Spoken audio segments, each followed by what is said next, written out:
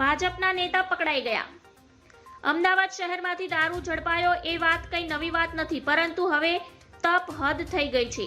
Gift સિટીમાં દારૂની આપેલી છૂટને જાણે સમગ્ર ગુજરાતમાં છૂટ મળી હોય તેમ સમજી ભાજપના જ એક નેતાએ હવે દારૂના ધંધામાં ઝંપલાવ્યું છે।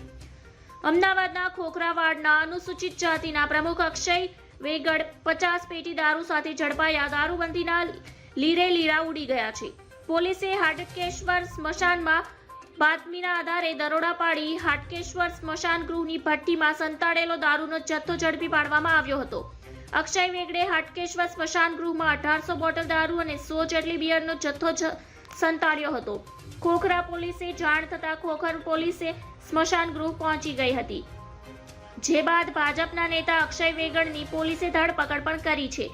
અક્ષય વેગડની સાથે એક આરોપીની ધરપકડ કરી છે, જ્યારે બીજા એક આરોપી ફરાર થઈ ગયો છે। ધન્યવાદ, જય હિન્દ થયો છે।